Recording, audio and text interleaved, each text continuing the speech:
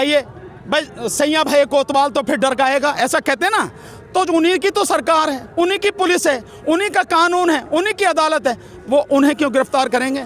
अगर गिरफ्तार करने वाली बात होती तो आपको मालूम है कि जिस समय ये सब कुछ चल रहा था, सीए एनआरसी का आंदोलन चल रहा था, वो जो दिल्ली दंगे चल रहे थे, दिल्ली दंगे में जस्टिस एस मुरलीधरन जो दिल्ली हाई कोर्ट के जज रहे, उन्होंने कहा था कि ये लोग इसमें दिल्ली में, देश में दंगा भड़काने वाले जो हैं भाषण दे रहे हैं, इनके खिलाफ कार्रवाई क्यों नहीं हो, इनके खिलाफ एफआईआर क्यों नहीं हो? तो आप समझिए कि ऐसे एक जज को, जिसमें इंसानियत कूट कूट के भरी और दिल्ली दंगों के समय लोगों को मदद पहुंचाने के लिए जिसने आदेश दिए, उसका अगले ही दिन उनसे जो मैटर है वो हटा दिया गया और उनका transfer Punjab and Haryana high court कर दिया गया। तो आप समझ सकते हैं। और रात में कहा गया कि जाके आप जो है रात को 11 बजे उनको आदेश दिया गया कि सुबह जाके आप वहाँ ज्वाइन करें। तो जब सरकार इस स्थिति पर आ जाए, इस तरह के काम करने लगे, तो फिर आप जो गुंडे हैं उनके खिलाफ कार्रवाई की कैसे उम्मीद कर सकते हैं?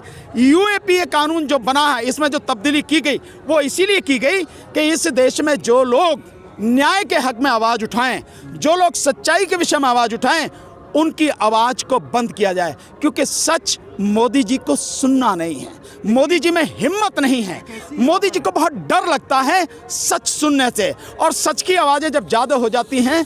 वीडियो में कही गई बातों का फोरम फोर से कोई लेना देना नहीं है, वक्ता के निजी विचार हैं। हमारा मकसद आप तक हूबहू जनता की आवाज़ पहुंचाना है। अगर इस वीडियो को लेकर कोई विवाद होता है तो इसके लिए फोरम फोर जिम्मेदार नहीं होगा। ये सरकार की हठ धर्मिता है, सरकार को इस हठ धर्मिता को छोड़ना चाहिए।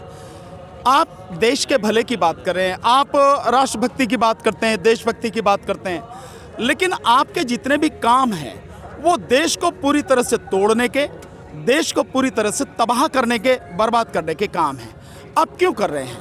आप इस देश में आए हैं, दूसरी बार आप प्रधानमंत्री बने हैं। ये मैं जानता हूं कि आप ईवीएम की धोखाधड़ी से, ईवीएम से वोटों को लूट के बने हैं, अन्यथा इस बार आप प्रधानमंत्री क्या, आपको, आपकी पूरी टीम को 100 सीट भी नहीं मिलना थी।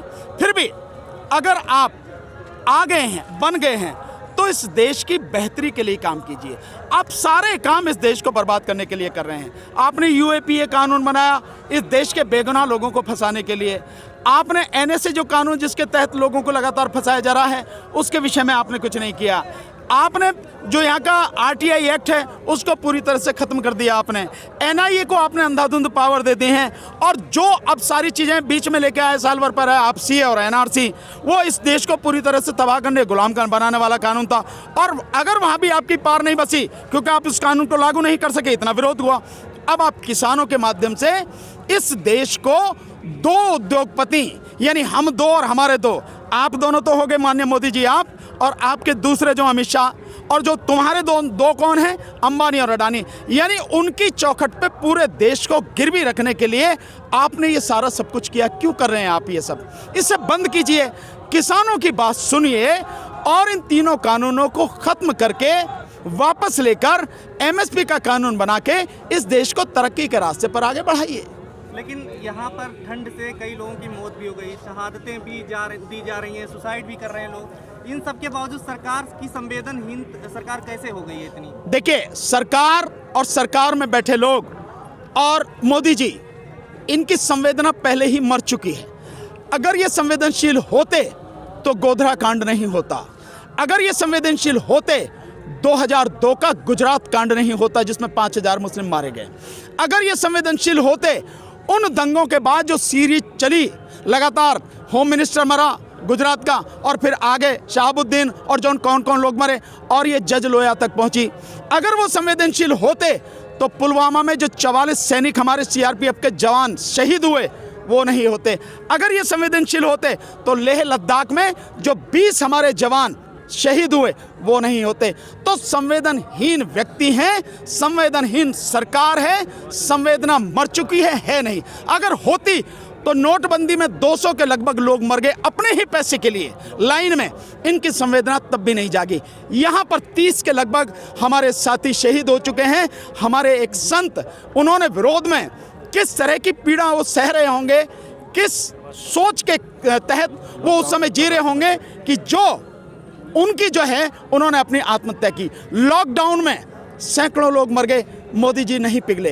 तो मोदी जी संवेदना विहीन, संवेदनाहीन, उनकी संवेदना पूरी तरह से मर चुकी है। ऐसे व्यक्ति हैं, मोदी जी नहीं, उनकी मोदी जी की पूरी टीम ही इस तरह की है। तो ये बड़े देश के लिए दुर्भाग्य वाली बात है। सुप्रीम कोर्ट में आज सुनवाई हुई है, तो क्या लगता है कि सुप्रीम कोर्ट में जो सुनवाई हुई उससे कुछ असर पड़ेगा? उम्मीद करते हैं कि सुप्रीम कोर्ट न्याय करे, बस इतनी उम्मीद करते हैं। अगर न्याय करेगी सर झुका के उसको स्वीकार करेंगे, अगर नहीं करेगी तो सुप्रीम कोर्ट के खिलाफ भी खड़े हो जाएंगे। बहुत सीधी सी बात है। किसी भी कोर्ट से, किसी भी सरकार से कोई भी खड़ा हो जा, अगर ये कानून बरकरार रहेंगे, हमारा विरोध अंत तक जारी रहेगा, चाहे इसमें कोई आ जाए। सभा की जा रही है मोदी सरकार के द्वारा, जो कहा जा रहा है कि 10 एजेंडे बनाए गए हैं उनके द्वारा, किस तरीके से लोगों को समझाया जाएगा? देखिए, वो अपना काम है, वो कर रही है इस आंदोलन को बदनाम करने के लिए। कुछ बदतमीज लोग जो हैं बीजेपी और आरएसएस के, वो इस आंदोलन को गाली देने के लिए, बदनाम करने के लिए लगाए गए हैं। कुछ जो दलाल लोग हैं, जो बीजेपी के ही दलाल हैं, उनको किसान संगठन बता के, उठा के और उनको जो उनके से बात करके ये एक नौटंकी की जा रही है। कुछ जो लोग हैं उनको डराया जा रहा है। जैसे आज ही मेरे पास न्यूज़ आई कि संभल में किसानों को इस आंदोलन में शामिल ना हो 50-50 लाख रुपए के उनसे बॉन्ड भरवाए जा रहे हैं। ये तानाशाही और गुंडागर्दी हो रही है। कुछ इस तरह से हैं कि मोदी जी की पूरी टीम है ये बताने के लिए कि कानून बहुत बढ़िया है, बहुत बढ़िया। ये कोई नहीं बता रहा कि बढ़िया क्या है इसमें, ये कोई नहीं बता रहा। इसी तरह से मोदी जी जहां जाते हैं उनको बेचारों की रातों की नींद और दिन का चैन हराम हो चुका है। जहां जा रहे हैं किसान ही याद आ रहे हैं उन्हें, बस किसानों की बात करते हैं, लेकिन ये नहीं बता रहे कि किसानों को फायदा क्या है। इसके अलावा एक रणनीति है ताकत के बल पर इस मोर्चे को, इस आंदोलन को खत्म करने की, उठाने की। ये भी एक साजिश चल रही है सरकार की। इसीलिए आपने देखा होगा कुछ दिन पहले फौज भी दिल्ली में बुलाई गई है। दिल्ली में ऑलरेडी सेना है, बुलाने की बाहर से क्या ज़रूरत है। बहुत सी ऐसी चीज़ें हैं जो हो रही हैं। मैं समझता हूं हम सबको इन चीज़ों को समझना चाहिए और सावधान रहना चाहिए। जिस तरीके से बयानबाजी हो रही, रागिनी तिवारी बयान कर रही हैं कि जो है आएंगे और हटाएंगे, ये कीड़े मकोड़े हैं, इनकी चर्चा भी आपको नहीं करनी चाहिए, कुछ नहीं कर सकते। लेकिन इस पर किसी भी तरीके से, जैसे हम दिल्ली पुलिस को सुपर एक्टिव देखते हैं, यूएपीए के तहत कई लोगों को बंद कर लिया दिल्ली दंगों में मुलविस पाते हुए। रागिनी तिवारी जैसे लोगों पे ना पहले कार्रवाई हुई ना अब हुई। आप बताइए भाई, सैया भाई कोतवाल तो फिर डर गाएगा, ऐसा कहते हैं ना। तो उन्हीं की तो सरकार है, उन्हीं की पुलिस है, उन्हीं का कानून है, उन्हीं की अदालत है, वो उन्हें क्यों गिरफ्तार करेंगे? अगर गिरफ्तार करने वाली बात होती तो आपको मालूम है कि जिस समय ये सब कुछ चल रहा था, सीए एनआरसी का आंदोलन चल रहा था, वो जो दिल्ली दंगे चल रहे थे, दिल्ली दंगे में जस्टिस एस मुरलीधरन जो high court, Delhi high court के जज रहे, उन्होंने कहा था कि ये लोग इसमें दिल्ली में, देश में दंगा भड़काने वाले जो हैं भाषण दे रहे हैं, इनके खिलाफ कार्रवाई क्यों नहीं हुई, इनके खिलाफ एफआईआर क्यों नहीं हुई। तो आप समझिए कि ऐसे एक जज को, जिसमें इंसानियत कूट कूट के भरी और दिल्ली दंगों के समय लोगों को मदद पहुंचाने के लिए जिसने आदेश दिए, उसका अगले ही दिन उनसे जो मैटर है वो हटा दिया गया और उनका transfer Punjab and Haryana high court कर दिया गया। तो आप समझ सकते हैं। और रात में कहा गया कि जाके आप जो है रात को 11 बजे उनको आदेश दिया गया कि सुबह जाके आप वहाँ ज्वाइन करें। तो जब सरकार इस स्थिति पर आ जाए, इस तरह के काम करने लगे, तो फिर आप जो गुंडे हैं उनके खिलाफ कार्रवाई की कैसे उम्मीद कर सकते हैं? यूएपीए कानून जो बना है, इसमें जो तब्दीली की गई वो इसीलिए की गई कि इस देश में जो लोग न्याय के हक में आवाज़ उठाएं, जो लोग सच्चाई के विषय में आवाज़ उठाएं, उनकी आवाज़ को बंद किया जाए। क्योंकि सच मोदी जी को सुनना नहीं है, मोदी जी में हिम्मत नहीं है, मोदी जी को बहुत डर लगता है सच सुनने से, और सच की आवाज़ें जब ज़्यादा हो जाती हैं तो मोदी जी को कुछ सूझता नहीं है। ये है स्थिति। खबर और है, फेसबुक इंडिया के लोगों से, सीईओ से पार्लियामेंट्री कमेटी ने मुलाकात की, जिसमें शशि थरूर साहब भी थे। उन्होंने कहा कि बजरंग दल के कंटेंट में ऐसा कुछ भी नहीं आपत्तिजनक जिस पे बैन अभी लगाएं या बाद में भी लगाया जा सके। ये फेसबुक की तरफ से कहा गया। कहा जा रहा है कि फेसबुक पूरी तरीके से भारतीय सरकार के दबाव में काम कर रहा है। ये कहा नहीं जा रहा, ये सच है कि फेसबुक पूरी तरह से, जो सोशल मीडिया, फेसबुक के अलावा और भी, ये पूरी तरह से सरकार के लिए काम कर रहा है। लेकिन उस पर लगाएगा रोक कौन? सरकार। और सरकार के साथ ही वो काम कर रहे हैं, क्योंकि वो बिजनेसमैन है, उसे अपना बिजनेस करना है, और उसको जब देश में इतना बढ़िया बिजनेस मिल रहा है, वो क्यों रोक लगाएगा? पार्लियामेंट कमेटी में शशि थरूर साहब से इन्होंने किया क्या? इन्होंने खुद क्या किया? क्या इन्होंने कोई उसके खिलाफ में कोई कमेंट पास किए? क्या रिपोर्ट अगेंस्ट उसके दी कि आप जो कर रहे हैं गलत कर रहे हैं? क्यों नहीं आपने किया? अगर एक व्यक्ति, एक बिजनेसमैन यहाँ आके देश में नफरत फैलाने वालों को खुली छूट दे रहा है और जो सच बोल रहे हैं उन पर रोक लगा रहा है, तो पार्लियामेंट कमेटी काहे के लिए है? क्या कर रही थी वो? पार्लियामेंट कमेटी की ताकत तो बहुत होती है, उसे करना चाहिए था, लेकिन ना उन्होंने किया। इसीलिए मैं कहता हूं कि नेता जितने भी हैं, चाहे इस पार्टी का हो चाहे उस पार्टी का, ये सारे एक ही थैली के चट्टे बट्टे हैं। देश हित इनके लिए कुछ नहीं है, इनका अपना हित ही इनके लिए सब कुछ है। किसानों के मुद्दे पे वापस आते हैं। किसानों का जब ये कानून बनाया सरकार ने तो इन्हें भरोसे में नहीं लिया, साथ नहीं बैठाया। संसद में भी जो है विपक्ष से कोई मशवरा नहीं हुआ, पास कर लिया।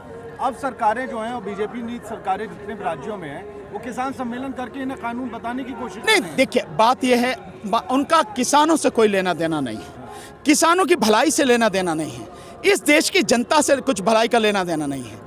वो जिनके यार बने बैठे हैं, जिनसे उनका याराना है, उनका केवल उनकी भलाई के लिए काम करना है।